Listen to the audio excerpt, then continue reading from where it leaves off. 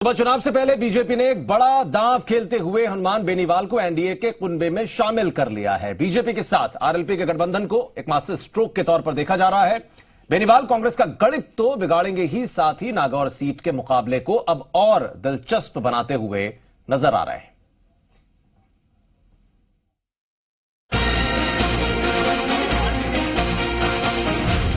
BJP और RLP में गठबंधन, हनुमान बने एनडीए के मेहमान, बेनीवाल लगाएंगे बीजेपी का बेड़ा पार।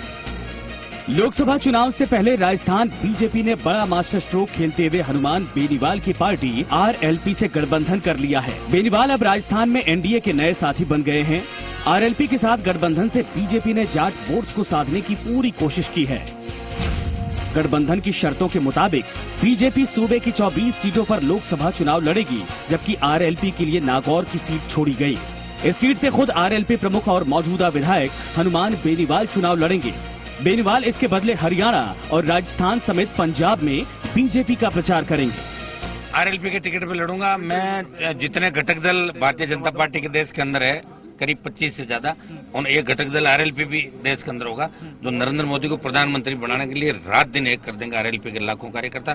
मैं नागौर से आरएलपी के टिकट पे चुनाव लड़ूंगा। भारतीय जनता पार्टी मेरा वहां समर्थन करेगी। मैं राजस्थान के साथ साथ तमाम 4-5 राज्यों के अंदर जहां भी इनको आवश्यकता होगी, मैं इनके लिए सभाएं करूंगा। राष्ट्रीय लोकतांत्रिक पार्टी अब हमारे साथ है, हम मिलकर काम करेंगे और आरएलपी को राष्ट्रीय लोकतांत्रिक पार्टी के मुखिया बेनीवाल जी को हमने आग्रह किया है कि वो नागौर से लड़े। नागौर की सीट राष्ट्रीय लोकतांत्रिक पार्टी के उम्मीदवार के हैसियत से वो लड़ेंगे। साथ मिलकर हम ये चुनाव लड़ेंगे। बेनीवाल जी को इस योजना में वे हमारे साथ हैं और राजस्थान में एक दूसरे की हम पूरी मदद करेंगे।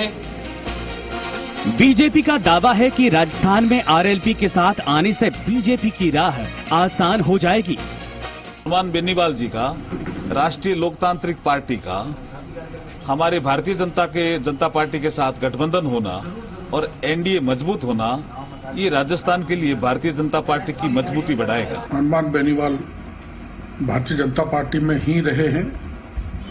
कोई परिस्थिति ऐसी बनी कि उनको बाहर जाना पड़ा, किंतु आज उन्होंने और हमारी पार्टी ने उनके साथ जो गठबंधन किया है, ये स्वागत योग्य कदम है और इससे निश्चित रूप से राजस्थान में भारतीय जनता पार्टी को फायदा होगा।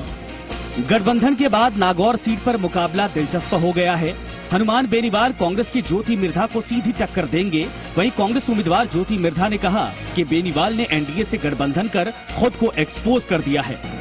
कल तक बीजेपी को गालियां बकते थे खुले मंच से, और आज वो बीजेपी के साथ में गठबंधन करके मुझे नहीं लगता कि वो अपने कार्यकर्ताओं को भी क्या मुंह दिखाएंगे। मुझे इस चीज के अंदर भी बड़ा अचंभा होगा कि वो लोग उनको एक्सेप्टेंस कितनी दी। हनुमान बेनीवाल की पार्टी आरएलपी का उदय विधानसभा चुनाव से ठीक पहले हुआ था। वैसे आरएलपी का प्रदर्शन विधानसभा में प्रभावी नहीं रहा, लेकिन कई सीटों पर वोट काटकर बीजेपी और कांग्रेस दोनों के ही समीकरण को बिगाड़ दिया था। वैसे बाड़मेर, जैसलमेर, नागौर, जोधपुर, सीकर, झुंझुनू, सिरोही, ये ऐसे इलाके हैं जहां पर बेनीवाल की पार्टी का खासा प्रभाव माना जाता है। ऐसे में बीजेपी और आरएलपी के बीच हुआ गठबंधन कांग्रेस की राह को मुश्किल कर सकता है। ब्यूरो रिपोर्ट, जी मीडिया।